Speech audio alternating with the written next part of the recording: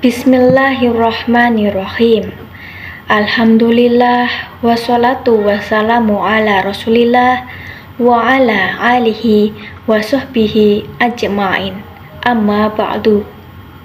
Para hadirin sekalian, pada hari ini saya, Siti Nur Fatimah, akan memaparkan dan juga menjelaskan mengenai bab zakat.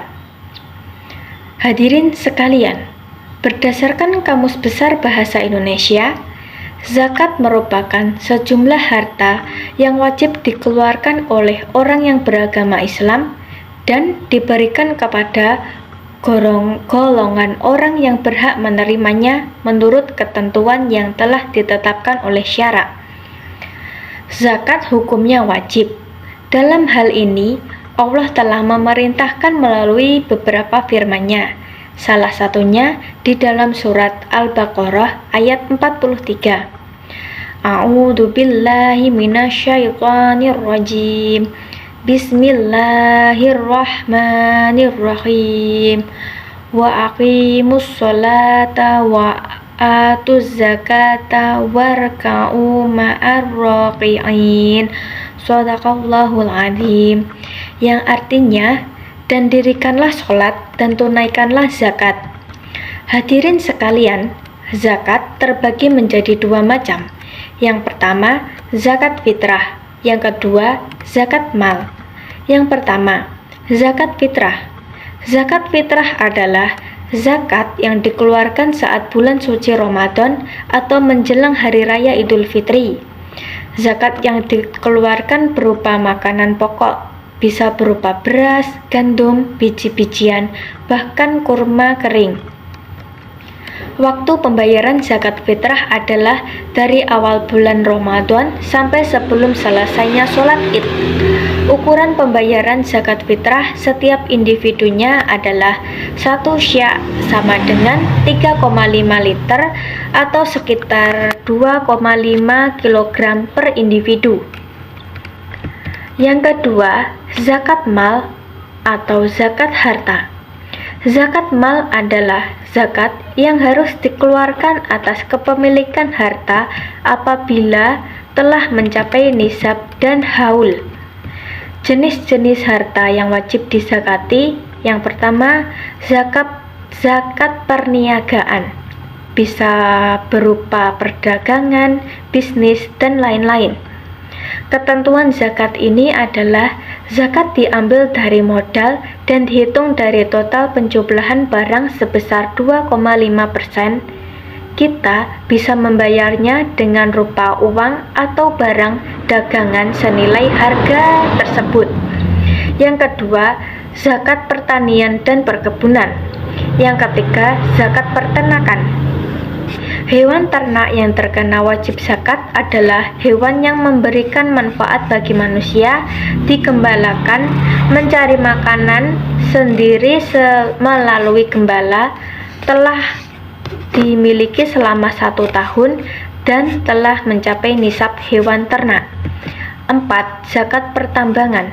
5. Zakat profesi. Dan yang terakhir, zakat rikas atau zakat harta temuan.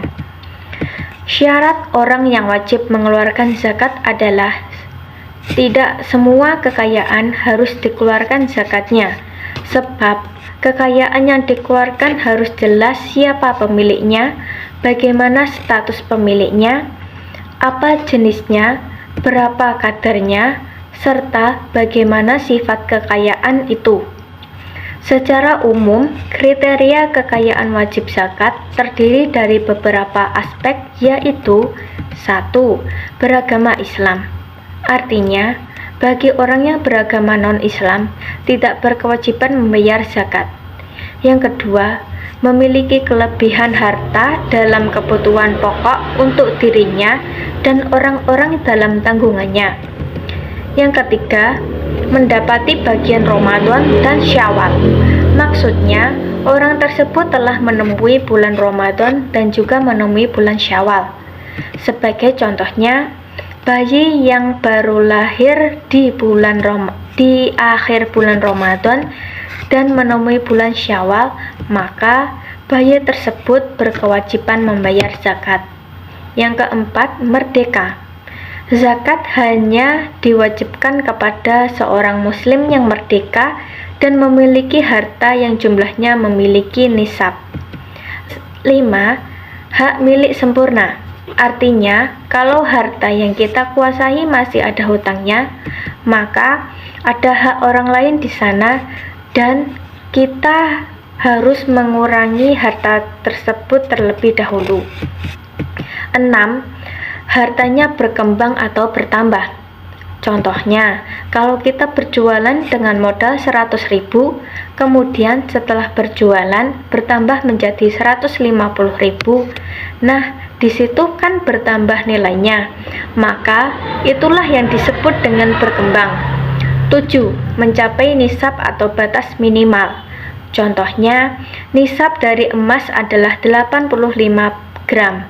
Jika kita memiliki emas di bawah 85 gram, maka kita belum atau tidak berkewajiban wajib zakat. Tidak berkewajiban membayar zakat. Sebaliknya, jika kita memiliki emas 85 gram atau di atasnya, maka kita berkewajiban membayar zakat. Yang kedelapan, haul atau genap 1 tahun. Artinya, harta yang kita miliki atau kuasai harus sudah genap 1 tahun dalam kalender Hijriah maupun Masehi. Golongan penerima zakat harus diberikan kepada mustahiq. Adapun mustahiq zakat meliputi 1. Fakir. Fakir merupakan orang yang tidak memiliki harta atau penghasilan dalam memenuhi kebutuhan hidup kesehariannya. Yang kedua, miskin. Miskin merupakan orang yang tidak mampu memenuhi kebutuhan diri dan keluarganya secara wajar meskipun mereka mempunyai pekerjaan dan penghasilan. Yang ketiga, amil zakat atau petugas zakat. Amil zakat merupakan seorang atau sekelompok orang yang diangkat pemerintah atau dibentuk oleh masyarakat untuk mengelola pelaksanaan ibadah zakat. Yang keempat, mu'alaf. Mu'alaf adalah mereka orang-orang yang baru masuk Islam. Yang kelima, hamba sahaya atau budak. Yang keenam, horim atau orang yang memiliki hutang. Menurut kesepakatan para ulama, orang yang memiliki hutang tidak berkewajiban membayar zakat. Justru orang yang memiliki hutang inilah yang berhak menerima zakat. Yang ketujuh, fisabilillah. Fisabilillah adalah orang yang sedang berjuang di jalan Allah sehingga tidak sempat bekerja dan mencari nafkah untuk mencukupi kebutuhan hidupnya. Yang kedelapan, Ibnu Sabil.